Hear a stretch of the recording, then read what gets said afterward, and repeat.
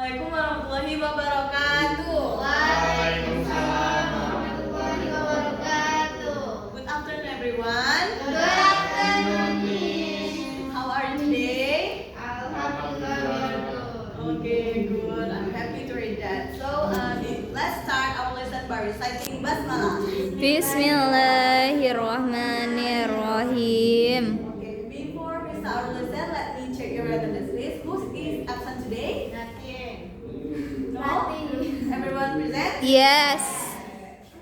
Okay. Before we start our lesson, who still remember what we learned last week?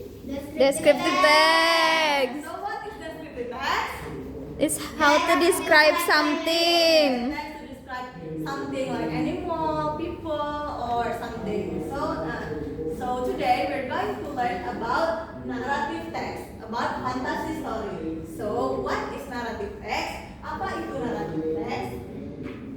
Jadi narrative text is a story that tells about event or experience in the past. Either real or imaginative story, its purpose is to entertain the readers and to teach moral lessons. Nah, jadi narrative text adalah teks yang cerita yang mempelajari tentang peristiwa atau kejadian di masa lalu, baik itu secara nyata maupun fiktif, tidak nyata, yang bertujuan untuk menghibur para pembaca dan mengajarkan pesan moral di dalamnya. Kemudian ada beberapa struktur type of narrative text. Jadi type of narrative text is fairy tales. Jadi apa itu fairy tale? Fairy tales itu adalah dongeng-dongeng atau cerita-cerita fiktif yang tidak nyata yang dibuat seperti Snow White, Aladdin, Cinderella, Timun Mas, and then folktale. Folktale adalah cerita rakyat, cerita-cerita zaman-zaman dahulu seperti Malin Kundang, Sang Kuryang. Kemudian ada fable. Fable itu adalah cerita binatang yang mana perannya itu adalah binatang yang memerankan sebagai karakternya, seperti The Lion and the Mouse, Kancil dan Buaya, dan lain-lain. Dan kemudian ada legend, yaitu legenda. Legenda ini seperti The Legend of Sobalik dan lain-lain. Kemudian ada beberapa genre structure dari narrative text. Yang pertama yaitu orientation.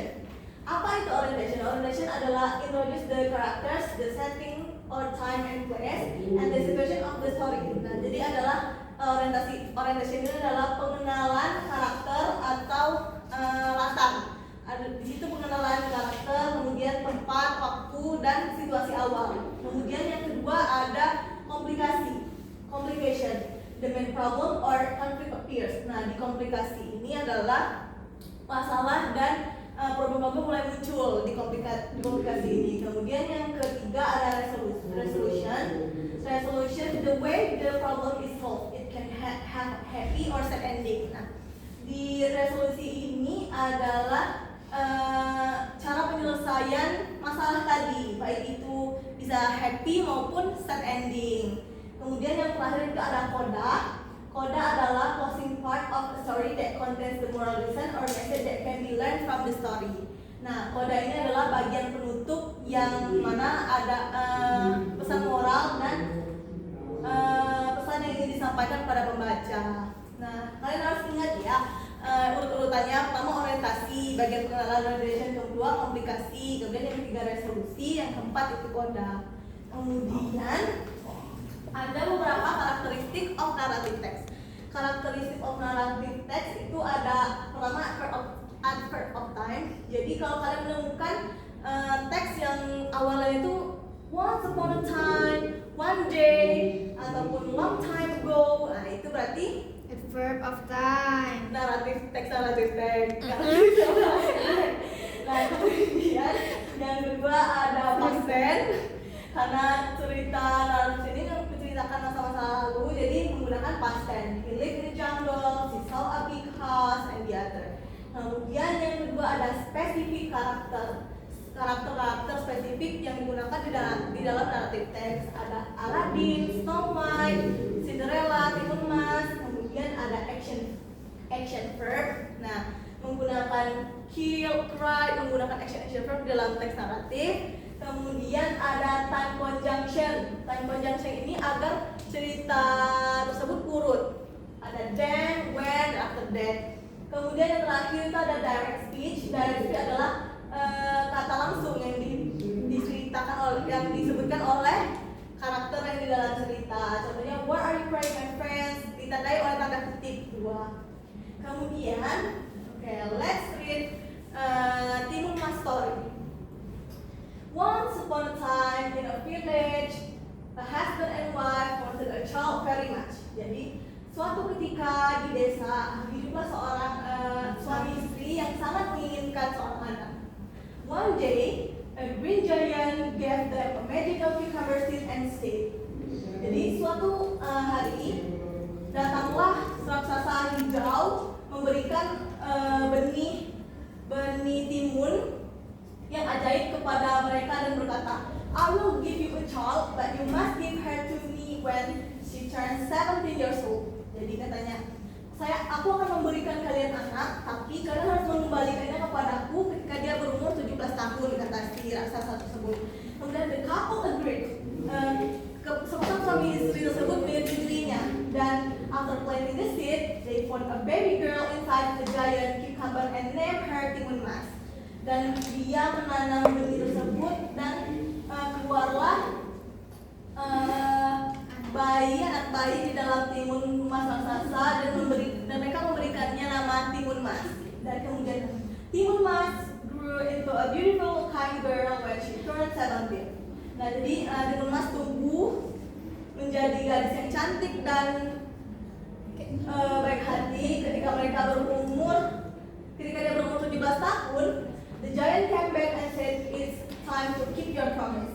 Her parents did not want to lose her, so they gave her 4 magical items and told her, run away and save yourself. Nah, kemudian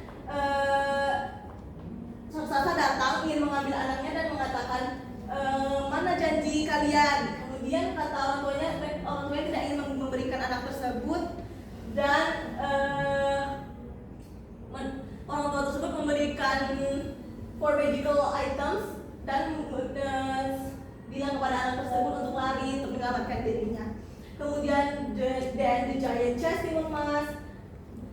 Raksasa tersebut mengejar Timun Mas. She threw the magical item by one. She turned into forest. Jadi benih-benih tersebut berubah menjadi forest, hutan, kemudian bambu yang tajam dan laut, kemudian lautan lumpur. Kemudian finally the giant sank into the mud. Raksasa itu tenggelam di dalam lumpur, kemudian dapat menyelamatkan diri. After that, Timun Mas kembali ke rumahnya dan mereka hidup bahagia bersama keluarganya. Kemudian, so the story teach us that courage, intelligence, and determination can help overcome difficulties. Nah, jadi cerita ini mengajarkan kita bahwa keberanian, kecerdasan, dan tekad itu dapat membantu kesulitan. So after the first paragraph is structure. What structure this? The first paragraph. 1. Orientation. Resolution.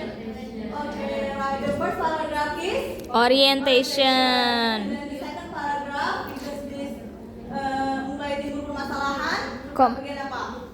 Complication. Bagian komplikasi. Dan kemudian yang ketiga bagian Resolution. Ada masalah yang terselesaikan. Kemudian yang terakhir menjelaskan tentang koda, yaitu pesan moral yang ingin disampaikan kepada pembaca. Okay, I'll give you exercise. So please read and do the exercise.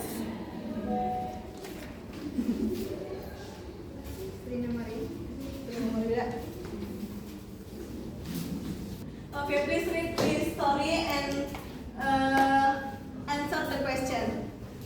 Ini. Okay, finish. Cepat. Makanya tidak mau ini. Iya, benar.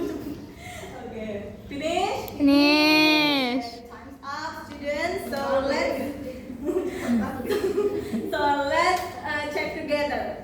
The first question: who is the main character from the story? Timun Mas. The first character is Timun Mas. The second question: where did the story happen? In a village. Correct. The story happens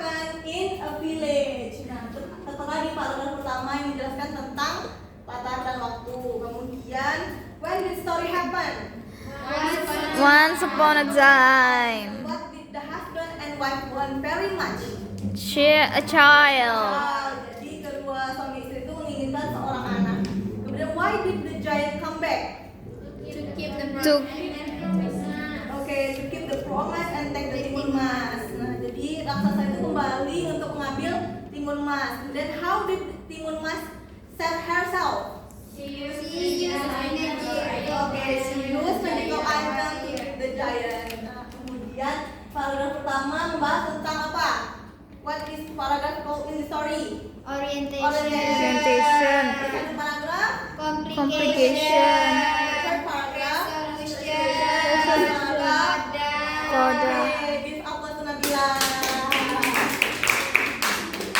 Okay, I think that's all from me. See you next week. So let's close our lesson today by reciting Hamdalah. Alhamdulillahirabbil alamin. Wassalamualaikum warahmatullahi wabarakatuh. Waalaikumsalam warahmatullahi wabarakatuh.